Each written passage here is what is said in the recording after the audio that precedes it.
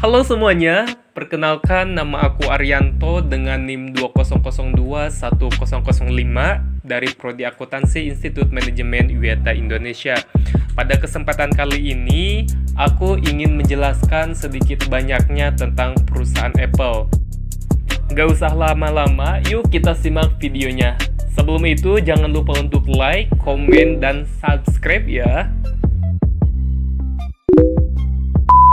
Banyak dari kita yang mengenal sosok Steve Jobs sebagai tokoh kunci di balik suksesnya perusahaan Apple. Anggapan ini memang tidak salah karena memang sosok Steve Jobs sangat berpengaruh pada perkembangan perusahaan Apple. Tetapi tahukah teman-teman, dalam merintis Apple, Steve Jobs tidak sendirian.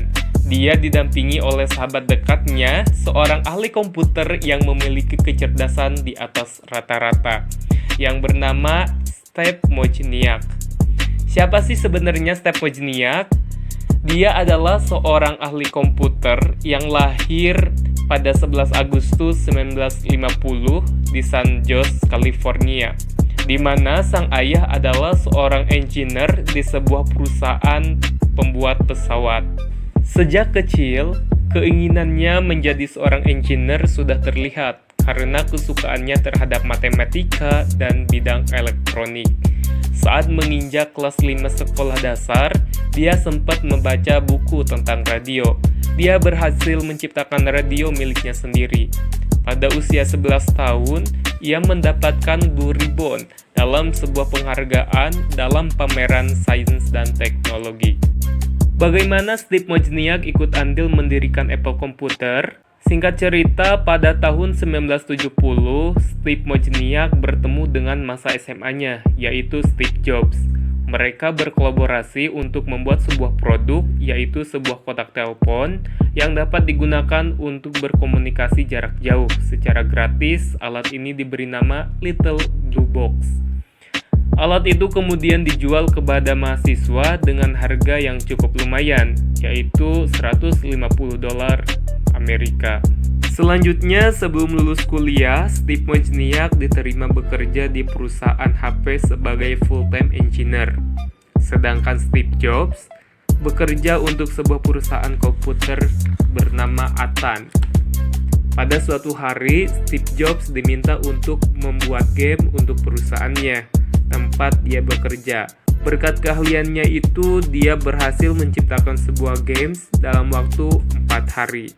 Singkat cerita, Wozniak berencana ikut serta dalam semacam pameran yang memberikan kesempatan bagi orang-orang untuk memamerkan gagasan dan karya ilmiahnya.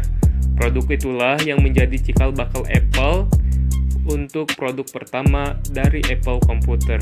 Visi misi serta tujuan perusahaan Apple. Apple Inc. sebelumnya bernama Apple Computer Inc. adalah perusahaan multinasional yang berpusat di Silicon Valley, Cupertino, California, dan bergerak dalam bidang perencanaan, pengembangan, dan penjualan barang-barang yang meliputi elektronik konsumen, perangkat lunak, serta komputer pribadi. Visinya adalah Apple di setiap meja. Misi Apple adalah Apple memicu revolusi komputer pribadi pada tahun 1970-an dengan Apple 11 dan diciptakan kembali komputer pribadi pada tahun 1970 dengan Macintosh. Apple berkomitmen untuk memberi pengalaman komputasi personal terbaik kepada siswa, pendidik, profesional kreatif, dan konsumen di seluruh dunia melalui inovasi software, hardware, dan persembahan internet. Tujuan perusahaan Apple. Steve Jobs mengatakan bahwa tujuan Apple didirikan bukanlah untuk mendapatkan uang. Tujuannya adalah mendesain dan membangun lalu memberikan barang-barang bagus ke masyarakat. Kami percaya dengan begitu orang-orang akan menyukai kami dan sebagai gantinya kami akan mendapatkan uang. Analisis SWOT adalah salah satu metode analisis paling populer untuk menganalisis bisnis dan tampilan 360 derajat. Metode ini singkatan dari kekuatan, kelemahan, peluang, dan ancaman. Kekuatan. Yang pertama, merek yang paling berharga. Apple menduduki peringkat nomor 1 selama 8 tahun berturut-turut oleh Interbrand dengan nilai merek $322 miliar. yang benar-benar mengesankan dari pelanggan sudut pandang. Kedua, ikon global Apple adalah salah satu perusahaan yang paling dapat diandalkan dalam komputer canggih yang dipersonalisasi dan perangkat teknologi pintar. Ia memiliki jutaan pelanggan setia dan peningkatan yang stabil. 3. Top teknologi.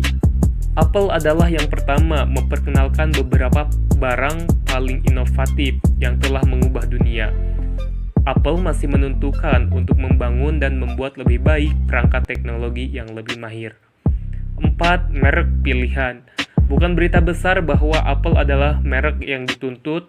Di kantor perusahaan Apple memilih halaman bisnis khusus yang menawarkan solusi teknologi kualitas terbaik untuk kebutuhan setiap perusahaan.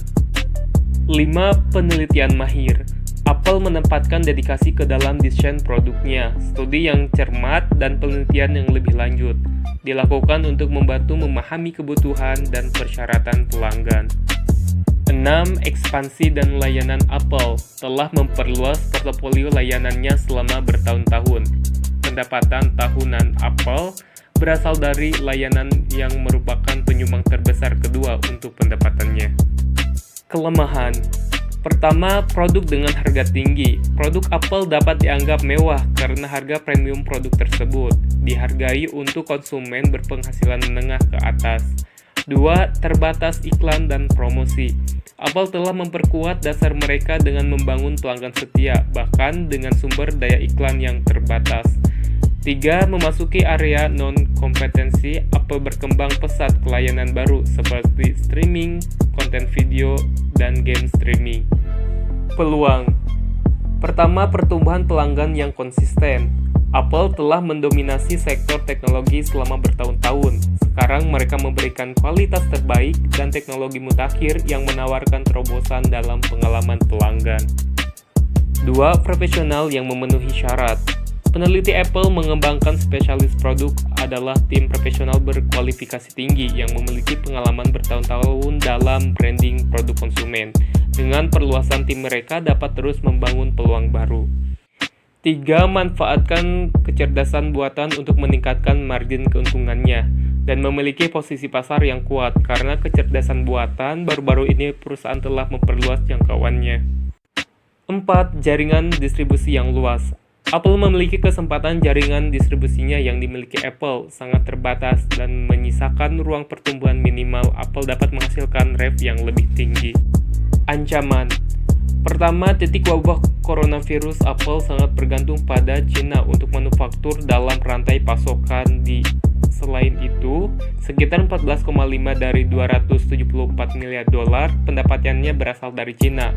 Wabah telah mempengaruhi secara signifikan dan mungkin terus mengganggu penjualan Apple. 2. Gangguan rantai pasokan. Peristiwa baru-baru ini telah secara signifikan mempengaruhi dan mengganggu operasinya.